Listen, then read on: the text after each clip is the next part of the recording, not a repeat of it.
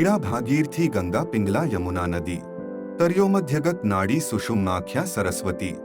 अर्थात इड़ा नाड़ी को गंगा और पिंगला नाड़ी को यमुना और इन दोनों नाड़ियों के बीच बहने वाली सुषुम्ना नाड़ी को सरस्वती कहते हैं।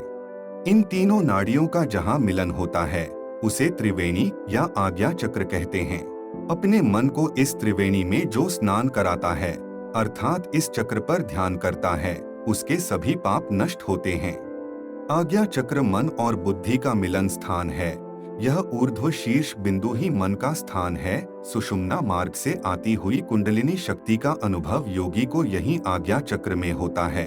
योगाभ्यास व गुरु की सहायता से साधक कुंडलिनी शक्ति से आज्ञा चक्र में प्रवेश करता है और फिर वह कुंडलिनी शक्ति को सहस्त्रार चक्र में विलीन कराकर दिव्य ज्ञान व परमात्मा तत्व को प्राप्त कर मोक्ष को प्राप्त करता है। मित्रों, आप सभी का स्वागत है आपके अपने चैनल हरि यज्ञ पर। आज के इस वीडियो में हम आज्ञा चक्र या थर्ड आई के जागृत होने पर मनुष्य को किस प्रकार की दैवीय शक्तियाँ, अपार ज्ञान और अलौकिक आनंद की प्राप्ति होती है उसके विषय में जानेंगे तथा आज्ञा चक्र की जागरण विधि आपको बताएंगे। आप पूरा वीडियो अवश्य देखें। आज्ञा चक्र मनुष्य के शरीर में स्थित कुंडलिनी चक्र में छठा मूल चक्र है। आज्ञा चक्र मस्तक के मध्य में भौहों के बीच स्थित होता है, इस कारण इसे तीसरा नेत्र या थर्ड आई भी कहते हैं। आज्ञा चक्र स्पष्टता और बुद्धि का केंद्र होता है। यह मानव और दैवी चेतना के मध्य सीमा निर्धारित करता है। यह तीन प्रमुख नाड़ियों इड़ा जिसे चंद्र नाड़ी कहते हैं, पिंगला जिसे सूर्य नाड़ी कहते हैं और सुषुम्ना या मध्य नाड़ी के मिलने का स्थान है।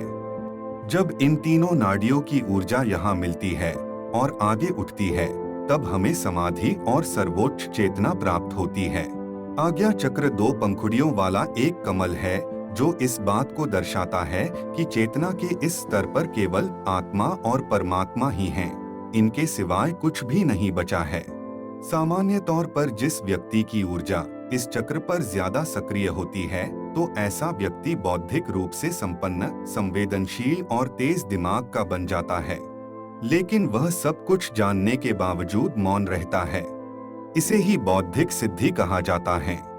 अगर आपकी ऊर्जा आज्ञा चक्र में सक्रिय है या आप आज्ञा चक्र तक पहुंच गए हैं तो इसका मतलब है कि बौद्धिक स्तर पर आपने सिद्धि पाली है।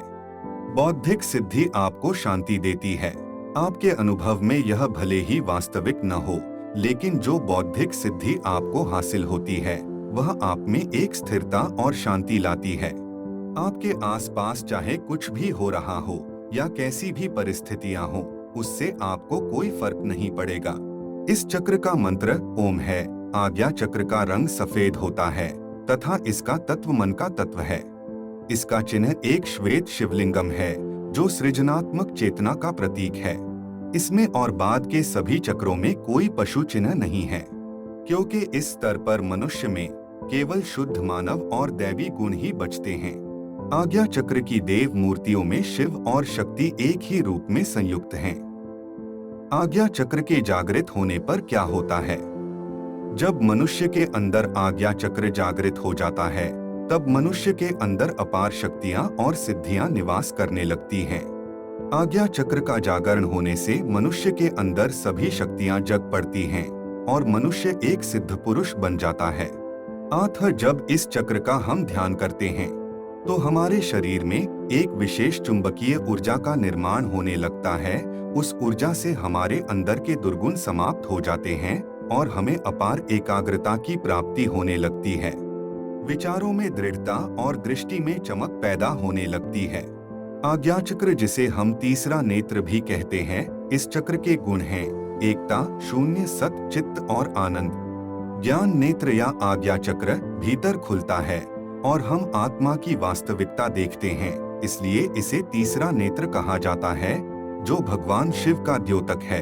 इसके जागृत होते ही देव शक्ति की प्राप्ति होने लगती है।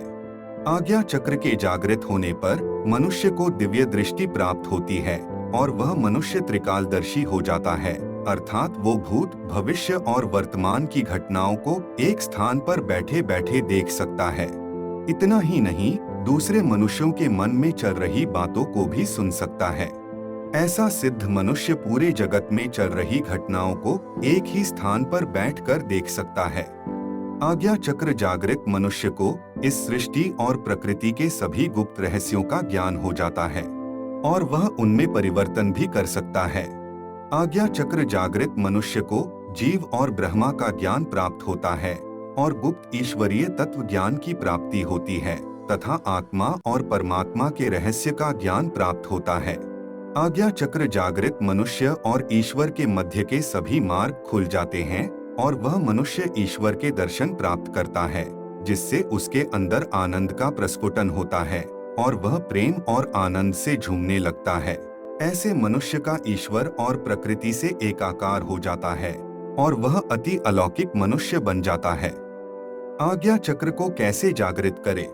किसी भी शांत और एकांत कमरे या स्थान पर पालथी मारकर बैठ जाएं। मेरुदंड सीधा रखें, झुके नहीं। दोनों आंखें बंद कर लें। भ्रिकुटी के मध्य ध्यान लगाते हुए साक्षी भाव में रहने से यह चक्र जागृत होने लगता है। यह सुनने में तो अत्यंत ही सरल है, पर करने में बहुत ही कठिन है, क्योंकि साक्षी भाव में रहकर ध्यान लगाना अत्यंत कठिन है। इसीलिए इसको करने से पहले त्राटक, सांभवी मुद्रा, विपासना या फिर किसी भी ध्यान विधि से ध्यान लगाना और मन को एकाग्रित करना सीखे। मन में शांति और एकाग्रता आने के बाद इसका अभ्यास करें। हमें विश्वास है आपको हमारी आज की प्रस्तुति अच्छी लगी होगी और आप हमारी वीडियो को लाइक और सब्सक्राइब अवश्य करेंगे। धन्यवाद।